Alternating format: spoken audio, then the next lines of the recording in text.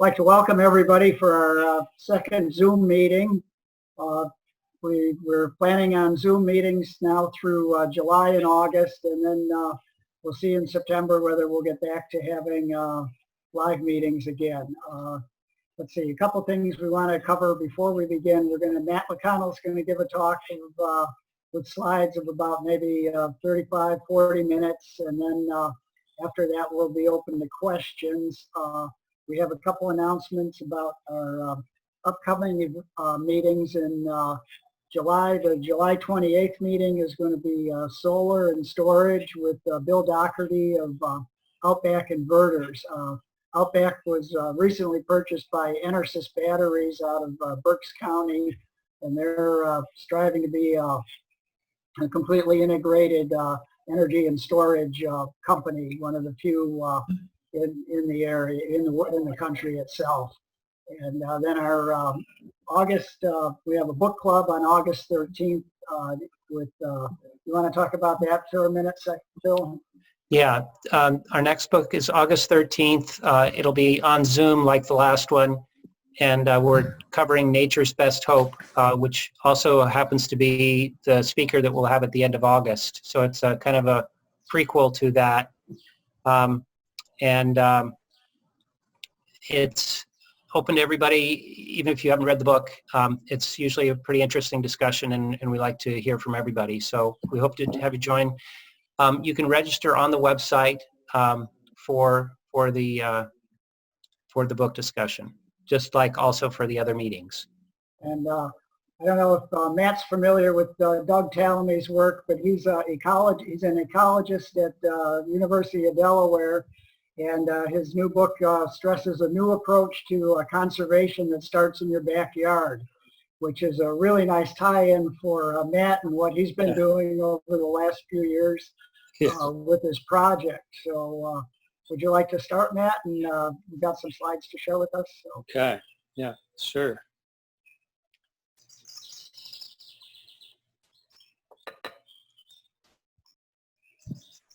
Is your screen, are you, okay, you got it, good. There we go, all right.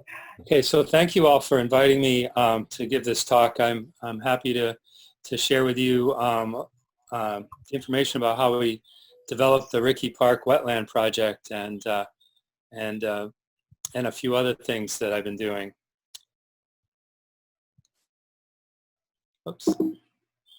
Okay. So the Rickey Park is in Upper Macungie Township at 5875 Rickey Ridge Trail, Orfield. And in the background of this slide, you see the wetland fenced area. Over this number of weeks while we were constructing, people would stop by and talk to me about why we were doing the project. And I would try to explain, why Rickey Park was a good site and that we were trying to establish some aquatic habitat for wetland species and provide an educational venue for the park, a water feature for the park. And then a jogger came by one day and we had a nice chat, and that was Phil Jones. So that's how I got tied in to this meeting. And I thank you very much for that happenstance. Appreciate that.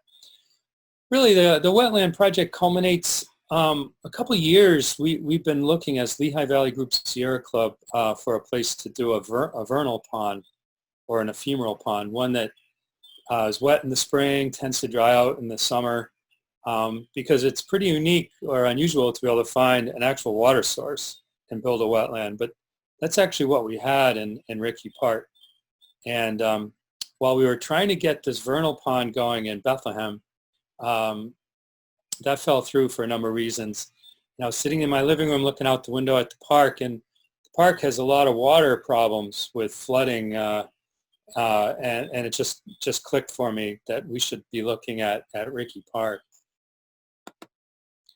So I kind of surveyed the park after it rained, and you can see there's pools of water. This is exactly where I put the wetland, right where the water is.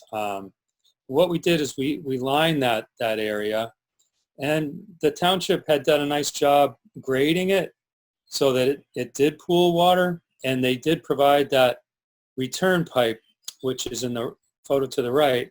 It's an 18-inch pipe, goes about 200 so feet back to the swale that runs along the road. So we tried to go with, where the water wanted to be. But if you look at the picture to the left, you can see beyond that second tree, there's some water on the grass going out that way. And that's because the berm really wasn't high enough. And so when they had this high water, it would make its way into the park, flood the trail, make it difficult for the joggers and walkers, and also make it very difficult for the township to mow the grass. So what gave me the confidence to suggest a lined pond for the park? Well, I had a small pond right behind me here that I built in my backyard, and that went well, and so that kind of gave me a little bit of a confidence boost that I could do a bigger project. The other thing that gave me a boost was the Sullivan Park project in Easton, where in 2014 they were awarded a Green Park Award for what they had done in it, and it was basically a flooding problem. When it rained real hard, they had problems with erosion and whatnot in the park. So they tapped the resources at Lafayette Engineering and made a project out of it. And I was at a Sierra Club meeting, a public presentation, and then we had a panelist, and one of the individuals on the panel was Representative Robert Freeman, who you may know, but I asked him about this Sullivan Park project, and he was just glowing about it, that he would welcome us to his office, he'd take us there, he was really proud of it. And so that gave me another boost that, well, these wetland projects are well received and people get a lot of satisfaction out of doing them. So just taking a look at Rickey Park from a satellite image, obviously the area is very well developed by Jandal and company. But to the right in 1955, you can see where the farm has been cultivated, the farmland. But in that circled area, that's pretty much where the park is. And you can see, it doesn't look like that part's being farmed. You can see dark areas. Can't tell very clearly, but it looks like trees to me, maybe wetlands, maybe a pond in there. So that area did or was historically a wetland. And from what I understand from one of the guys that stopped by the park while I was working, Jandal had originally was supposed to do something with the water, some kind of a pond or water feature, but failed to do it. The other thing that's unfortunate is, well, the township has to do what they have to do to keep the place looking neat and trim. So they do spray herbicide along that swale. This swale that runs along Clouser Road carries all that storm runoff as well as the spring water. And every year they're in there spraying the thing down with this herbicide, and got the four-wheeler. They have a 50-gallon drum of herbicide or pesticide, whatever, and they take care of that swale and all the trees. They do the base of the trees. So incidentally, my daughter, when she was in middle school, we saw them out there spraying like right into the water, this stuff. And we made a little science project for her to investigate, whether that was bad for the environment. And the township came back and said that, no, the stuff we use, it's not bad for the environment. But obviously it's not great for it either. So that was the status of our wetland before we got in there. So I have a drone. I took it up and took some pictures to try to kind of develop some documentation for the project proposal. And in the lower right, you can see a pond. That's a privately owned pond. Actually, it's not there anymore. Now they just let the water flow through, but the gentleman that lived there passed away, and the pond is now drained. But that water flows straight under the ground through a pipe along Clouser Road, which you see there on the right. And the parking lot just below that is where we were going to site the wetland. Here's a view from the drone after the wetland was put in, shortly after it was installed last summer. And to the right, upper right, you see that pond, which is partially drained there. And you can see sort of a trace of where we had excavated a pipe to divert the water to the wetland, and then the wetland kind of goes through a V shape and then back to that return pipe that I pointed out earlier that was already in place. Here's the view looking north, and the pond, really the spring, the pond to the left there is fed from that. There's a bunch of trees up above there, and I've looked for the source of the water, and there's sort of like a wetland inside that little woods there, but it's not like there's a place where the water is bubbling out of the ground, but it's coming out of that area somewhere. And then looking south from our wetland, you can see the trail, and if you look close, you can see water on the trail. So the wetland we installed did not solve the water problem that they have in the park, but it did mitigate the issue considerably. I think when this photo was taken, there had been a strong rainstorm, and you can actually see looks like there's some puddling going on right here in the field. And this view is looking further south, where you can see the retention pond has got a fair amount of water in it. So, oops. So this was, sorry. So this green hill's off to the right, it's all elevated, and they have a lot of stormwater that comes down into the swale and feeds down into that retention pond. But they do a pretty good job with that. So now I wanted to transition into why I felt confident doing excavation in the park. This wasn't my first project where I had to hire an excavator. If I can figure out why this, I'm not sure why it mouses on for me, but we have at the Lausanne Tunnel in Jim Thorpe, this tunnel was installed in like 1905 to dewater the mountain for the mining operations, and the water would percolate through the pyrite ore in the mountain and leach out ferrous iron and sulfate, pyrite being iron sulfide. So ferrous iron, Fe2+, is soluble if the pH is, and the pH here is about 6.5, so it's not like a typical acid mine drainage. So because the pH is high, once you oxidize the ferrous to ferric, Fe3+, it'll settle. So in 2004, they finished this passive wetland treatment, which settles the iron. So my involvement was after they commissioned that, I realized they were only treating half of the water, and the other half was still going into Nesquehoning Creek and Lehigh River. So I got a grant to put in a rectangular weir bypass, a rectangular weir flow monitor right at the tip of that peninsula to measure the wetland flow. And then the bypass flow, we put in a rectangular weir in that as well. And both of them go to a solar-powered data logger. This is half a mile from the nearest paved road up in Hickory Run State Park. So it's pretty remote. But we then, in 2007, I designed these artesian aerators and put those on those pipes.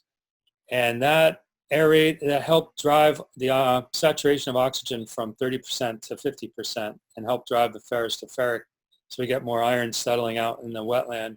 But by using that, though, I lost some head pressure, and I had to add a third feeder pipe, 14-inch pipe. So that's how Radoka Construction got brought into it. And they did a great job. They were very economical, not real highbrow, and they get the job done, and they're economical. So I had them down at Ricky Park and had them quote for me, and fortunately their quote was like 10 times less than the local guy who does work for the multimillionaires around here. So that worked out well. And then another project that gave me confidence as far as going into the township and asking them to do things was I had proposed a terrestrial ground-based solar system on the Dorney Road landfill site, which is only 5 miles from my house, but frankly, I didn't even know it was there until I started working with Amoresco, who's a multinational company with a large solar component. I'd seen a billboard of theirs alongside a power panel that I'd seen one day. So I called them and I was like imploring them to help me find a place to install ground-based solar because there isn't any in our township, and I think it's a shame. And they said, well, what about this place? And I was like, wow, yeah, this is great, 20 acres. So in 10 acres, the grassy area, we could produce 3 megawatts, which is the maximum allowable by the PA net metering, or it's actually not just Pennsylvania, but so that's like 5.5 million kilowatt hours per year. And Amoresco was saying their most popular packages, they would build, own, and operate and sell the power, like a power purchase agreement. So we would just have to find $500,000 worth of electrical bills to roll into this. So the township was like, yeah, this is a great idea. And EPA was like, yeah, it sounds good, the EPA project manager. But they said, you got to get permission from the consortia, who are the people that polluted the place in the first place with benzene and other volatile chlorinated things in that water. And that was Exide, Mack Trucks, Stroh Brewery, Caloric, and even Air Products was putting stuff in there for a little while, but they settled on a court, so they're off the hook. But the consortia said no, and yeah, I'm not sure we should take no from an answer from those guys, but that solar site got delisted last year, or if we have a new administration who may think it's close enough or something. So we're going to try again to see if we can get some solar power. So the moral of that story is I kind of got my foot in the door with the township manager on that project. So then I was thinking, okay, how do we propose this project to the township? And I thought about this young engineer, Mark Wang. Mark, I was giving a presentation at a public meeting Sierra Club held on all the water quality work we're doing on the Lehigh River and tributaries. And his girlfriend, and he came up to me after the meeting, and the girlfriend said, you know, Mr. MacConnell, my boyfriend Mark would really like to get involved with some of your environmental projects. And I looked over at Mark and he said, yeah, I'd really like to.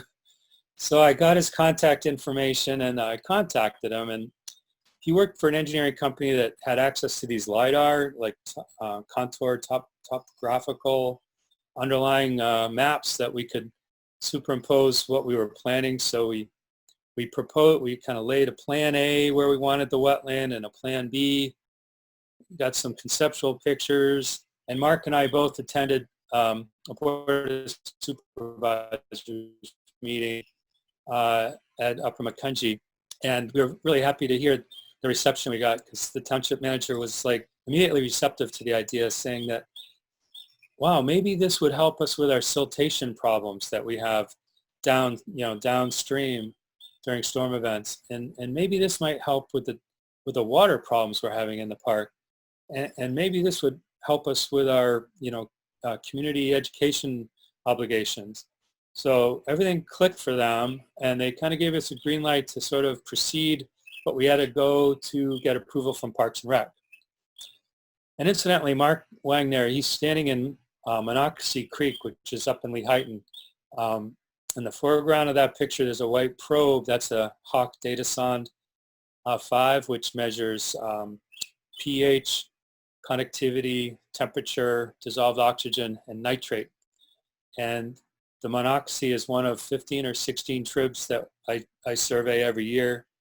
And if I have help like I did in this year, when I got Mark to help me out, we do macroinvertebrate. So he's got the Cerber kick net and a tray, and we kind of survey the bugs, macroinvertebrates, stonefly, caddis, mayflies, crayfish, things like that, and you can kind of get a sense for the quality of the tribs. So that was a lot of fun every year.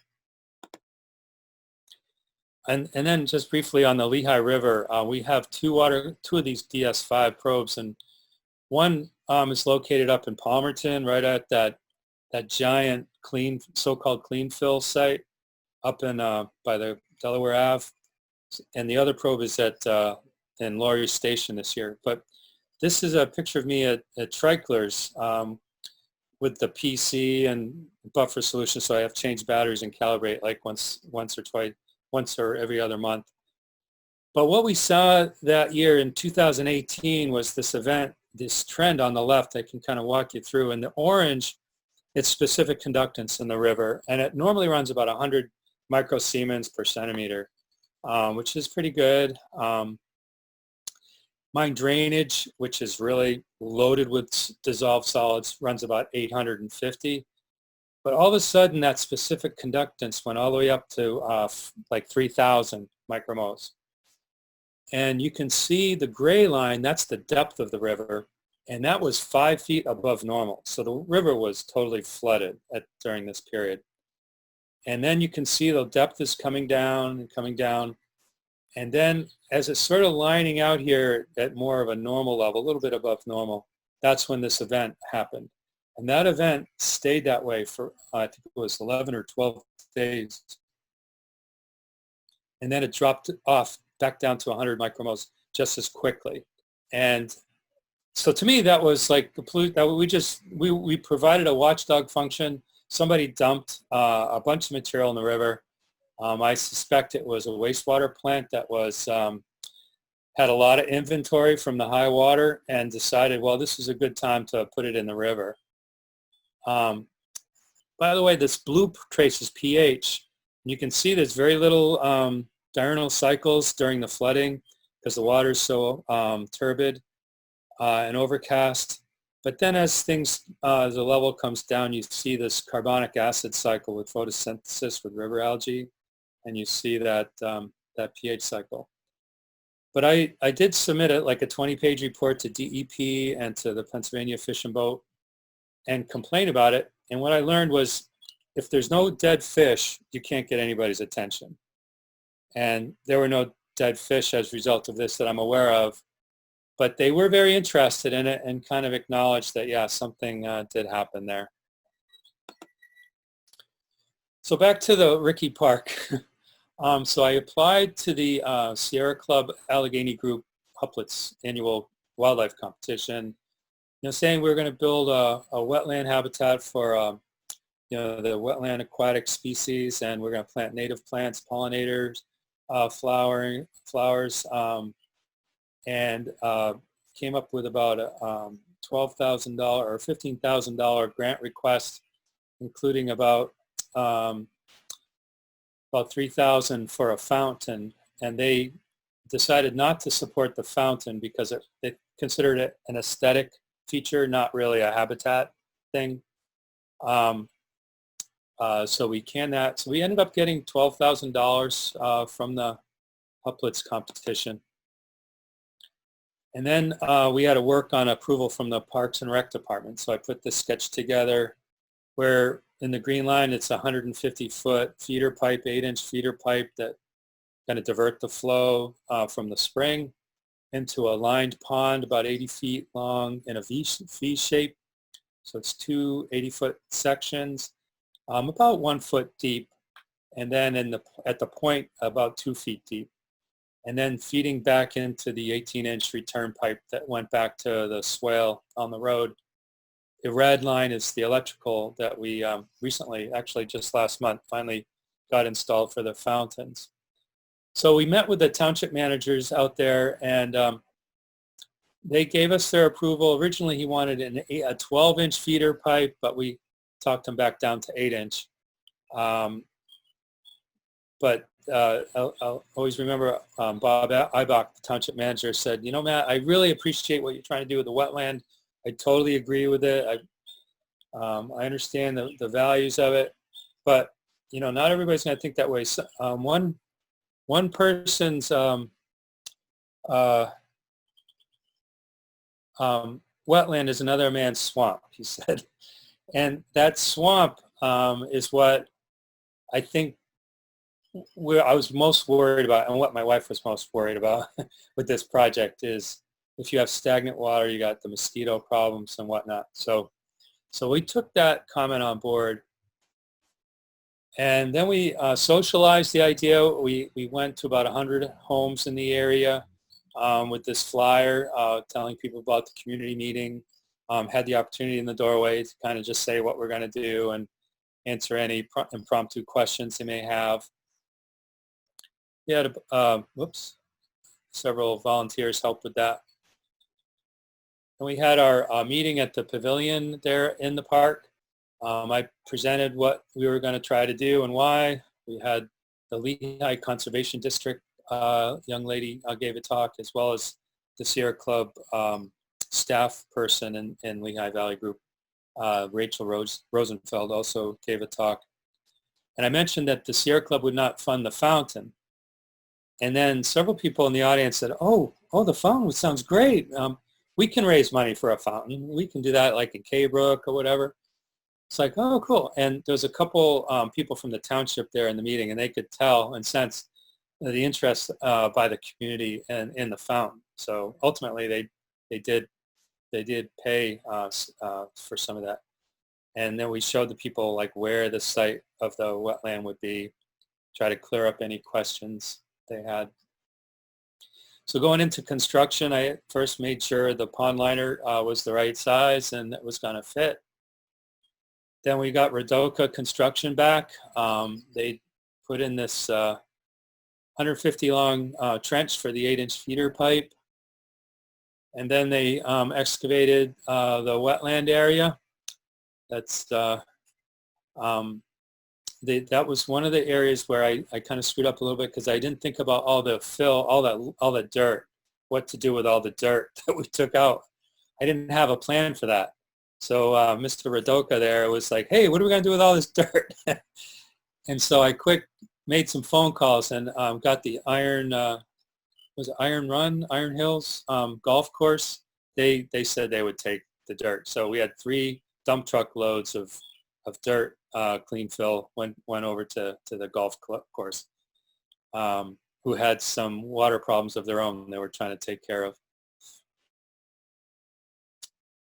And we did put in a little concrete culvert there where we teed off that spring line that was feeding down.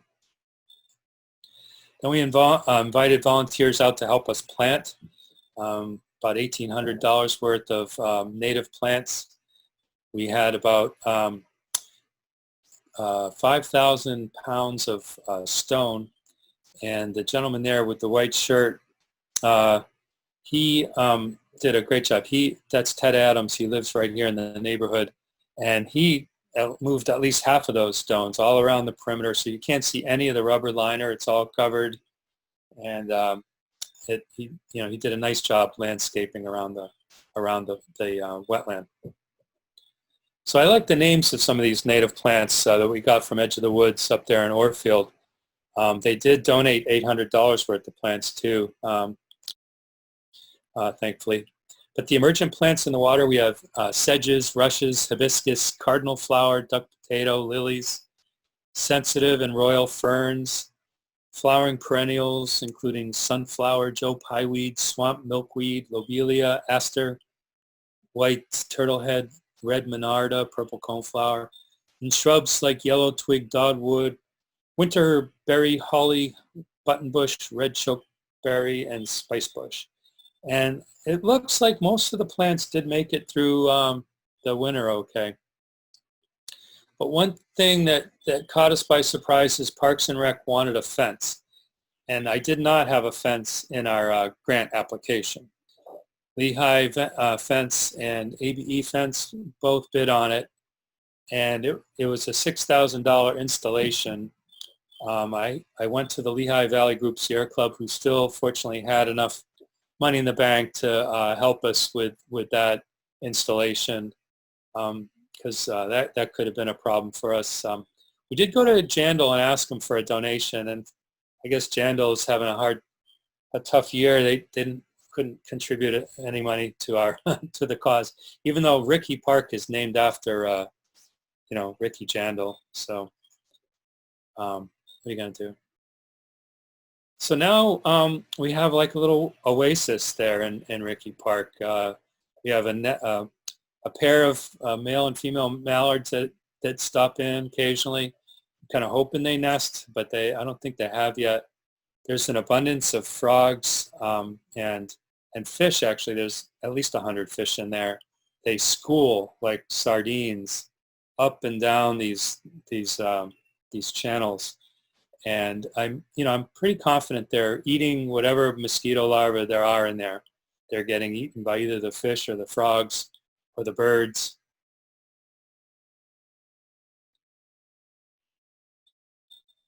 And so now really what we're watching is how the native plants compete with the, I think they would be native weeds. Like chickweed came in like prolifically, and there's a lot of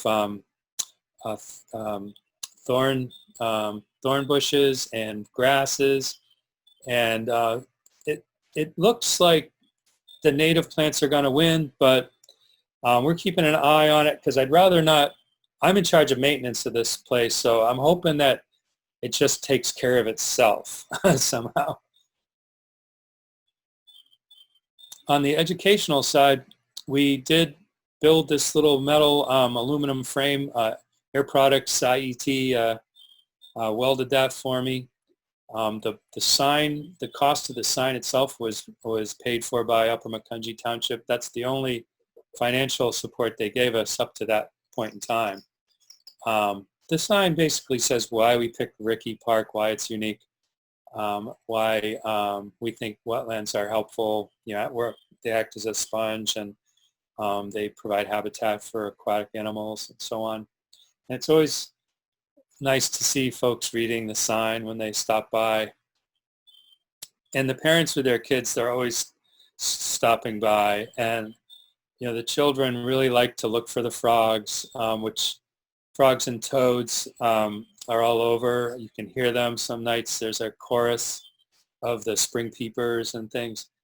And you can see in the picture to the right, there is a fountain there now. And you can see all that duckweed floating on the water. And this is where, that issue about the swamp, So when we got the fountain, we also put in a recirculating pump that pumps about 60 gallons a minute. And I have that going, diverting into 6 different hoses. So I'm kind of shooting water in all these different nooks and crannies of the wetland, just so the water's moving in all the areas, so it's not going to be considered stagnant, and it should hopefully not be considered a swamp. We did make it through the winter without any problems that I could perceive of.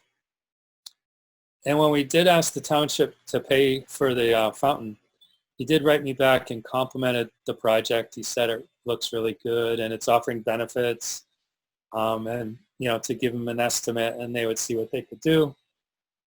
And sure enough, they paid for 50%. Sierra Club paid the other 50%, and the township agreed to pay for the electricity.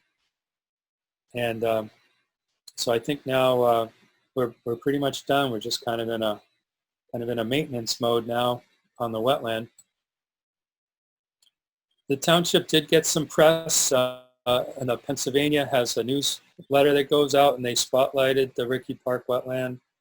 And if you go on the township's website, they spotlight it on their Rickey Park page. So the next enhancement I have in mind for the wetland is a observation beehive, where, like in the center picture, you can see that that's the entrance and exit. So we will put that inside the fence. So the bees will come and go inside the fenced area, and they'll be able to get their drink of water in there, and they'll be able to, look for nectar on the plants. But the kids and the parents can open up the door on this thing underneath the kiosk and see the bees. And it's a really cool thing where, you can see the queen and the, how the honeybee has this whole social order, which is really interesting. So my grant application was denied for that, but I'm not giving up. I think there's another place I can go for money to get this. The Parks and Rec, I already presented it to them, and they liked the idea. That's about all I had for the township park wetland, but I wanted to just comment about my house, my solar panels, and just say how happy I am to have solar panels on my home, and how economical it was. First, the Solar City guys said my house didn't have the right southern face, and they kind of blew me off. But then at Home Depot, I ran into the guy, and he said, "Oh no, we'll come out." And they came out, and they they spent like over $35,000 on my installation, but it didn't cost me anything other than I pay for power at 12.5 cents a kilowatt hour, which is higher than the 9 cents you pay PP&L.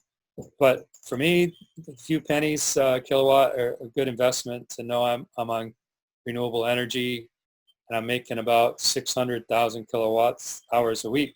So I'm really happy with that and would encourage others to give it a try.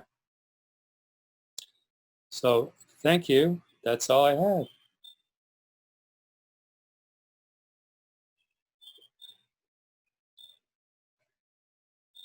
An all-volunteer project then, and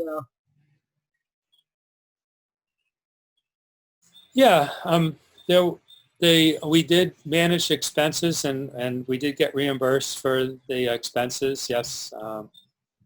But we had, yeah, volunteers, the Sierra Club volunteers, the community folks helped out.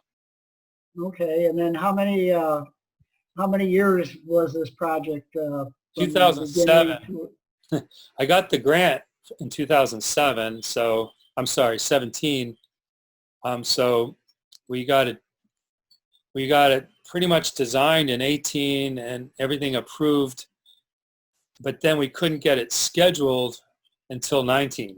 So Okay. All so right. yeah, it was several years. Okay. Well, I think that's really great, and it just shows, what people that have a passion for the environment, what you can do just starting out and not giving up on it. It's really good. Now, we have some questions, Phil. Should I stop sharing or? Let's Oh, see. you're fine. Okay. Okay. Oh, looks like Charles Coe is clapping virtually for all your efforts. Oh, okay. Did anyone else have any questions? You can do that on chat, or if you'd like to raise your hand, I guess that's 2 ways of doing that.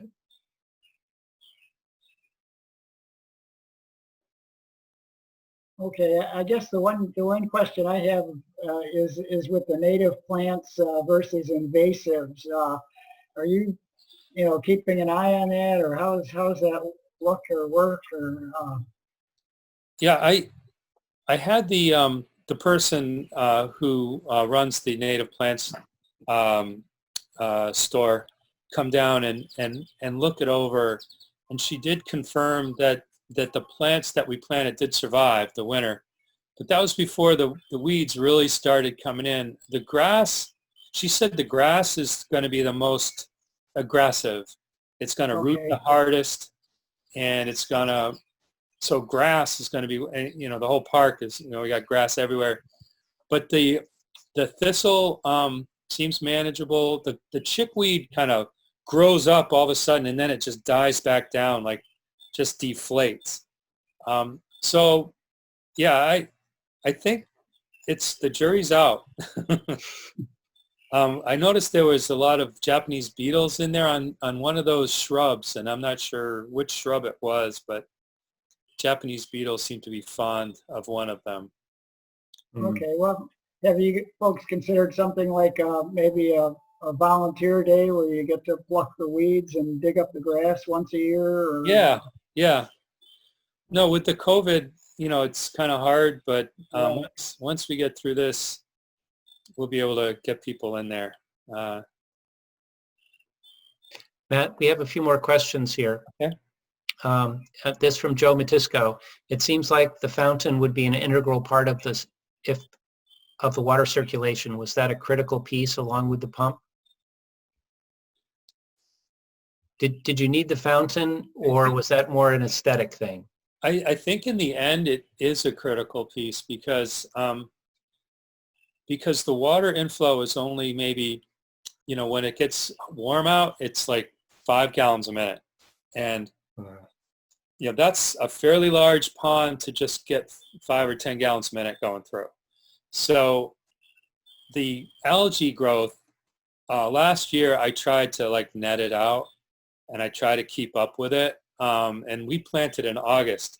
So just from August through the balance of the summer, the the filamentous algae in there was like kicking my butt. And I was like, oh, I got to get this water moving, because I don't think the algae will grow in the moving water as much. So in retrospect, I think the fountain is actually a very important piece to kind of keep the duckweed from taking over, and in combination with the circulating pump, just moving it. But we're still kind of in the wait and see mode to see, how things go. It's only been just not even a full year. So, yeah. The next question was, who selected the native plants and shrubs? Ray. So I stopped by Sue Tansitz, who is one of the women running the all-women show up there at Edge of the Woods native plant nursery. And she has this book of native plant species in eastern U.S. or Pennsylvania. And we went through that book, and she just picked all the plants. And I left it to her. And I think she consulted with somebody else as well, because she doesn't raise all the aquatic plants. So she had to go get those from somebody else. But the objective was to get plants that would do well, but not take over, not do so well that they dominate, which is why we avoided cattails. Because oftentimes in wetlands, like at Wegmans or along Tillman by the old Kmart, it's cattail city in there. And cattails are very aggressive, and they'll push everything else out. So she said, no, we're not putting any cattails, because they would just take over. So, but yeah, that was kind of interesting. I didn't realize that, because I was picturing cattails myself. So I was hoping for a lot of flowers, and the flowers are, right now we got some purple, and we've had some yellow flowers in there. We got some white ones, but I think she did a really good job selecting the plants. Great. So how does the water flow retention work when there is a storm? So the water comes in pretty hard. It flushes that duckweed out a little bit, which is great. So when it storms real hard, the pond is clear. It just cleans it out. I don't know that the fish get flushed out. They're still in there. The other day I had a scare because the water dropped 3 inches, which is a lot considering the pond's only like 12 inches deep. And I realized that, we built a weir at the end, a little overflow weir to control level. And I know that there was a couple tears in the liner underneath that weir so we came up and we sandwiched between 2 pieces of aluminum to try to form a seal, but the liner kind of ripped in a couple of the places. And so I got in there with my waders, and you've heard of Flex Seal paste. Have you seen that advertised on CNN? That stuff is great. It's sticky underwater. So Flex Seal paste and a little pond liner, and you can kind of patch it. So now the water level's back up. But yeah, I'm more concerned about low water than high water. Okay. Low water is going to be more of a challenge. Like no water is going to be a big challenge. Yeah. Did you consider using solar with battery backup to power the fountain? Yeah, well, we have 2 solar panels in there now, and that was my first attempt to get circulation from the sun. But the size solar, the solar panels that are big are expensive. So I bought like kind of economical solar panels with these small pumps, but those pumps were just a trickle, and really we needed like half a horsepower, not, whatever fractional horsepower those things were. So when the township agreed to run electrical in there, that helped out a great deal. But if I have done large solar panels back at that Lausanne Tunnel, my drainage site in Jim Thorpe. I did buy a giant panel. It cost like $6,000, and that fed 2 air stones to help further drive the ferrous to ferric oxidation and drive more of the iron out of the water. But that was $6,000, and I didn't really have that kind of money on this job.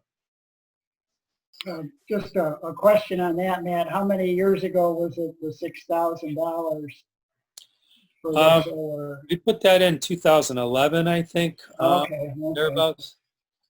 But it was, I think there was a lot of profit for the guy, the woman that was putting that together. It's called Pond Hawk. Pond Hawk is their company, and I'm pretty sure she made some money on the deal. Yeah, well, no, I just, we're looking at solar panels now for 50 cents a kilowatt. I heard, yeah, that's outstanding. And that's a street price too. That's just you or I going up and buying them on the Yeah, internet. So that's I think outstanding. it's projects that were expensive a few years ago are certainly looking a lot more doable at this point. Yeah, and if I look forward to talking, or maybe kind of tuning into your next meeting on the solar, because I'd really like to see us get some ground-based solar in this township. It would be educational. Great idea. Yeah. Having the solar panels in that environment would be very educational for the children and the parents. There is a chunk of land. One of my slides was looking north to where the headwater was of the spring, and you might have noticed a giant, open space of grass, which would actually, you could generate a lot of electricity in there. But I think part of the problem is when you have land that's really valuable, it's kind of hard to justify. But if that land, I don't know, maybe that's another proposal we could make. Yeah, because I agree with you. Having the solar panels there would be a great educational tool. And, after you have a year of electric bills, then you have a pretty good idea of where you can start, what side of system to size, and that would, be a good place to start. So. The one problem with my house, the solar panels, were the squirrels, which I always thought were cute, until they chewed through the cables on the roof, and my inverter stopped working. And so Solar City came out at no charge to me and spent like the day on the roof putting chicken wire around the perimeter of all the panels. So those guys, they were great, and I don't know if they still have the same business model where they totally pay for everything, and all you have to do is pay the 12.5 cents. But that was a great deal, in my opinion.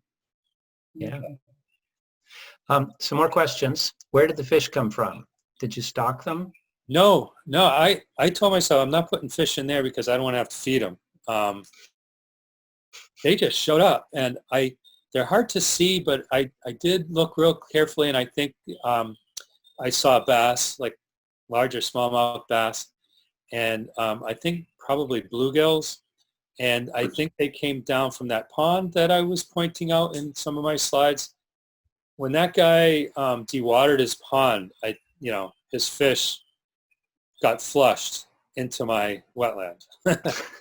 I see. And a lot of them ended up on the grass, because when he, with the storm event, it was either a storm event or when he drained his pond, we overflowed our culvert, and so there were some fish on the grass. But I was looking up, you could get blue tilapia to eat. They love eating the filamentous algae, but they're also an invasive species, not native to this area. They're from like the Middle East or something. So I decided not to get those. Any impact on your wetland from herbicide runoff? None that that last summer they did actually spray the perimeter of our fence with the friggin' herbicide, which I couldn't believe. But I know why they're doing it, because they don't want to trim, right, or weed whack. So, but this year they haven't done it yet. They haven't sprayed the herbicide on my fence. Well, yes, they did actually, Okay. right around it. I saw all the dead plants right around the fence. Oh, I didn't notice that. Yeah. Well, he seems to really enjoy spraying that stuff. Yeah, I think it's a sadistic thing for him. I don't know. Maybe. Okay, this one from Joe Matisco. I think it's supposed to be pretty hot and dry next week. What, if anything, can or do you do if the water level gets too low? The main thing is not to have leaks in the outflow. So because I have a weir that I know there's leaks in that, it concerns me greatly, like it did the other day, that I could lose all my level through that outflow weir if that were to fail. So if that's sealed tightly, and hopefully we don't have any other leaks, it'll just be evaporative loss. So I'm thinking if we really have a dry spell, I've got to pull the plug on the fountain to cut down on the windage losses, because the fountain shoots about 12 feet up, and some of it does drift off onto the shore. Why does it do that? Why does it drift? No, why does it go 12 feet in the air? Well, actually, it's just a function of the fountain pump that I have actually has a throttle on it where you can throttle how much flow. So right now I could throttle it more, but as the filter on the outside of the motor starts to get fouled with algae that makes its way in there, the level does drop off. So the fountain starts off really tall and then it works its way down.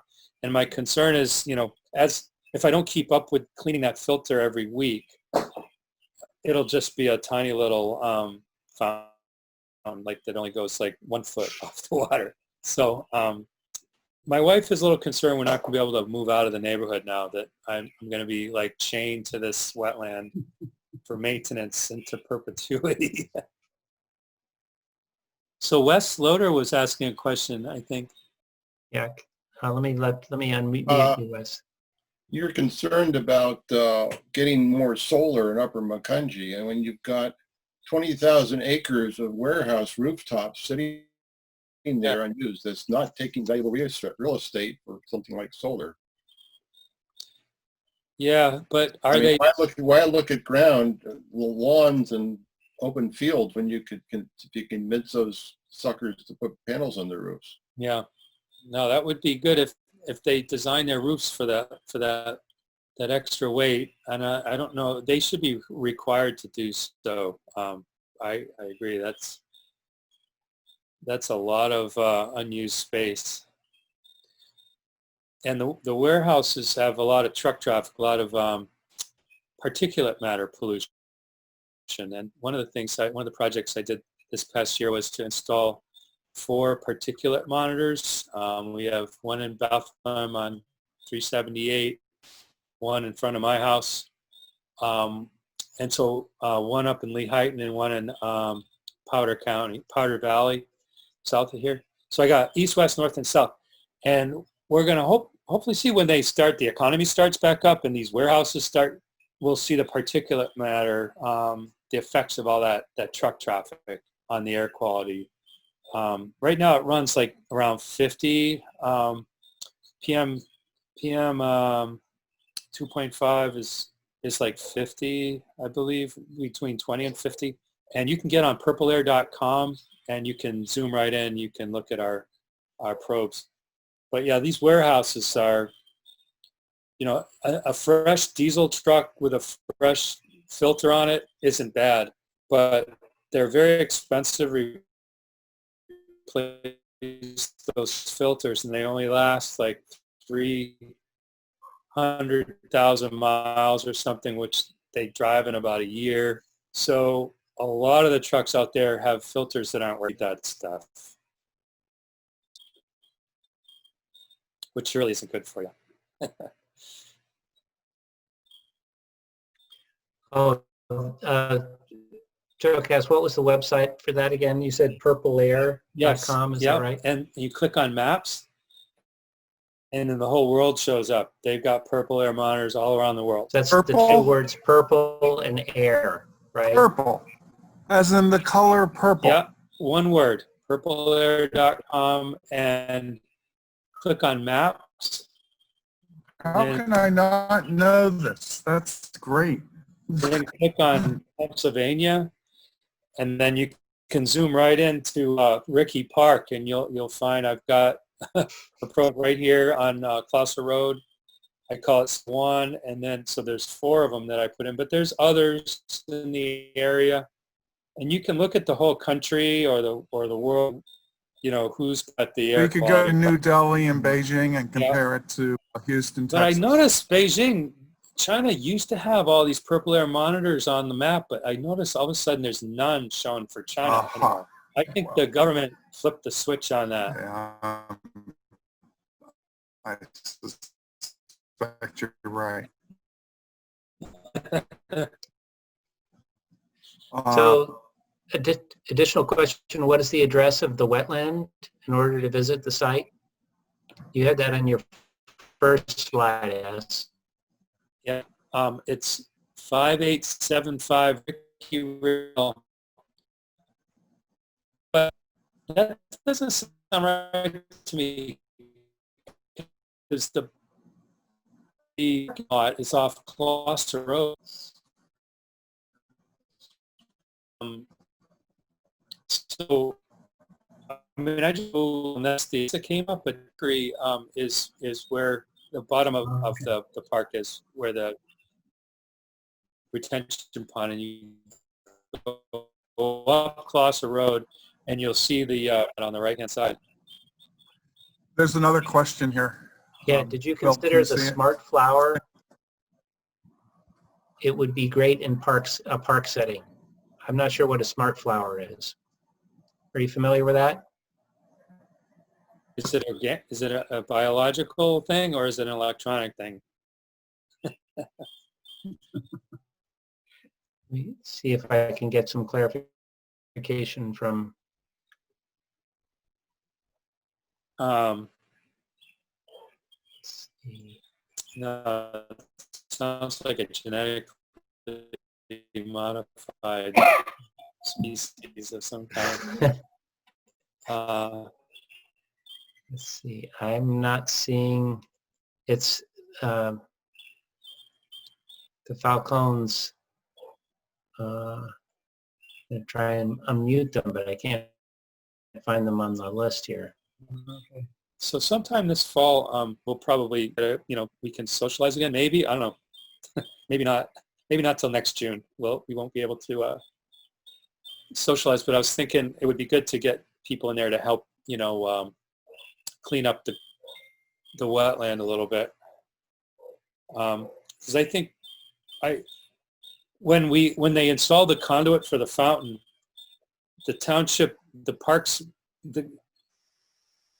manager, Jim Stoltis, I was up in Massachusetts with my daughter and granddaughter, and wasn't here when they they dug the trench for the conduit, and they asked Jim, what do we do with all these plants that were in the way? Well, they look like weeds to him.